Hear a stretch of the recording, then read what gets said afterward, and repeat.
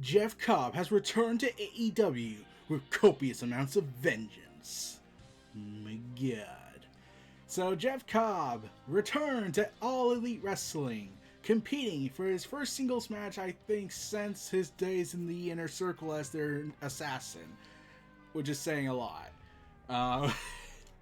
And he takes on the great Kenny by God freaking Omega for the IWGP United States Championship, since Will Ospreay will not be able to do anything for a while.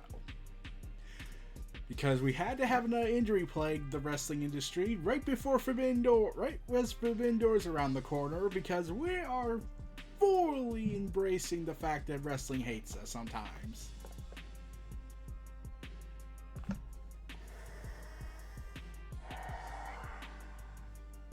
But I'm not going to let that stop me. So yeah, Kenny Omega, Jeff Cobb. The story is Jeff Cobb wants to avenge his beloved Will Ospreay in Mortal Kombat. But we also have the other storyline going on with Don Callis, the Elite. The Young Bucks are currently written off TV because Nick's injured. And he's decided not to get surgery. Instead, he's just going to let it heal on its own, which will take some time, because if he did it with surgery, then it would have taken until 7 months. And damn it, we got a story. We need to get to blood and guts, damn it. Then we'll probably do the surgery, but by then it'll probably be too late and it'll probably be worse.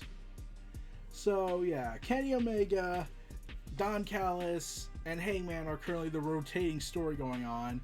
And Don Callis went to go and apologize for the Hangman confusion that happened, and right before Hangman could shake Don Callis' hand and solidify this unity they're trying to go for, they get their ass kicked by the Blackpool Combat Club. Even Don Callis gets busted open because we had to at least have one mandatory blood moment, since Jon Moxley is not going to bleed for a while. Probably. And I am still on the opinion that Jon Moxley should have taken some time off after, the whole Texas death match they did. Because he is long overdue a vacation, especially after that interview where he revealed he was out of contract throughout the entire summer, and they gave him the world title during the summer. And the fact that he could have went to SummerSlam with it is a testament to the level of showcases the infinite loyalty of the guy. So that happened, and then the CM Punk fiasco stuff happened. So Moxley is naturally pissed about everything, and he's still loyal to AEW through thick and thin, so that's amazing. Anyways, Kenny by God Omega had to defend the IWGP United States Heavyweight Champion of the World against Jeff Cobb, armed and ready to go. Well, Kenny Omega just got the news by Tony Schiavone, the man who has to be unfashionably tearing the bad news right before a match, because Tony Schiavone now is trying to steal Bad News Barrett's gimmick, or my gimmick, Bad News Brown. Wait, that's actually a name that existed in WWF back in the day, so I can't use that, so damn it, BNB's dead. Anyways, Kenny by God Omega took on Jeff Cobb in a 14-minute hellacious spectacular fight. It was, oh god.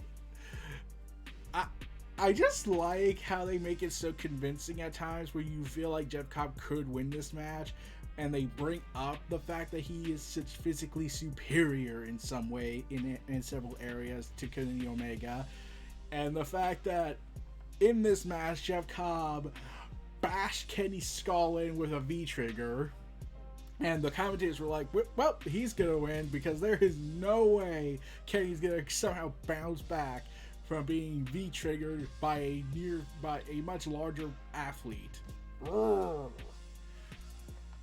Kenny Omega bounced back and won, so yeah. Kenny Omega somehow managed to do what Cody Rhodes did with Braun Strowman, aka Titan, aka my hundreds of dollars will defeat the multi-million-dollar AEW, because CYN apparently thought they could last that long, even though they're kind of on hiatus, and they're all in NWA, which means NWA is officially dead to me. So yeah, thanks Billy Corgan. thanks. So that happened, and then Kenny Omega retains the IWGP United States Championship. Aussie Open is still running around in Ring of Honor, so maybe they'll show up and join in on the fun, and we'll get Hangman and Kenny taking them on. Come on, do it. They're practically running two different storylines. They have Blackpool Combat Club on their ass, and they have the United Empire on their ass, especially wanting to avenge Will Ospreay. So, I think it's safe to say the Elite are probably screwed. Unlike if CM Punk was never posting that thing he did and had a chance to work things out, then he would have CMFTR out on their asses. So basically 3 factions would be on Kenny and the Elite's asses. Then they would be more than screwed. But we can't have nice things anymore. We can't. So anyways, Bryan Danielson came back to save the day. Yeah, Bryan Danielson, he's here to save Kenny Omega from the evilness of Blackpool Combat Club as they're wailing on him. He runs down to the ring, takes Kenny Omega by his hand, and solidifies his loyalty after trying to sway the Blackpool Combat Club from, being crazy. They even addressed the fact that he said he was going to go home and rethink things. I mean, it's only been, 27 days since we last saw him? That was quick. Normally you would think everyone thought he was going to go to Ring of Honor because he kept saying he was going to go back home, and that was his big break in wrestling. The other theory was that he was going to retire after that. Now it's like, nope, I am Bryan Danielson. I will keep wrestling until the wheels fall off, damn it. Plus, I need to get more horny comments ready.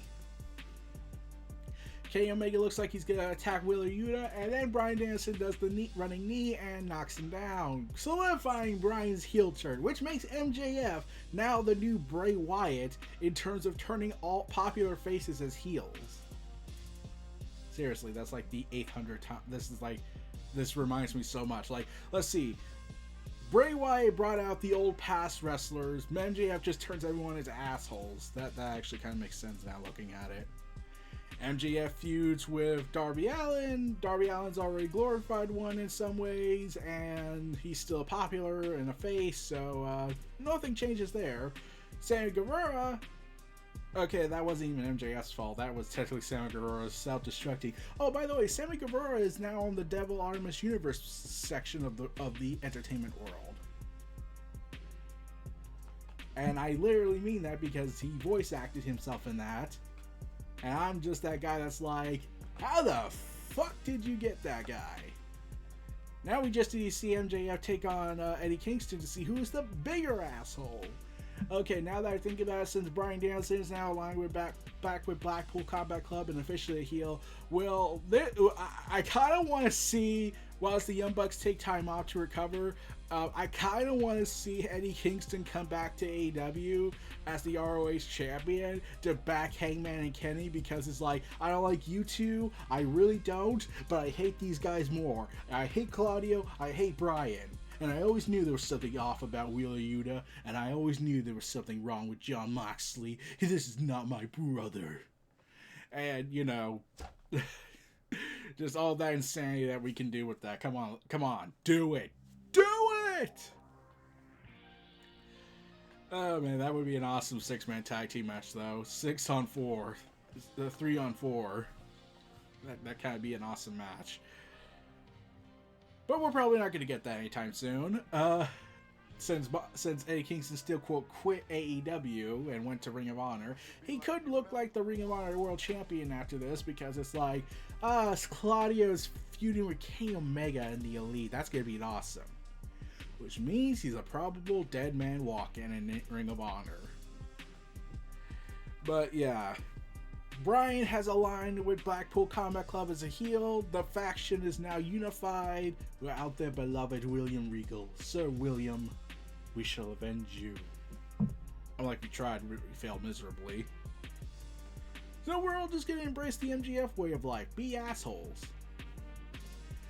So this is sort of the inverted version of the Inner Circle JAS, because now it's like, we're sports entertainers, and now Blackpool Combat Club is saying we're the professional wrestlers. Except we're going to be assholes about it. And even Bryan, and here's the thing, the way Bryan talked to Kenny after, he choked him out and suffocated him, my thought process was, oh god, I think I finally got it now. Bryan is going to be their straw man.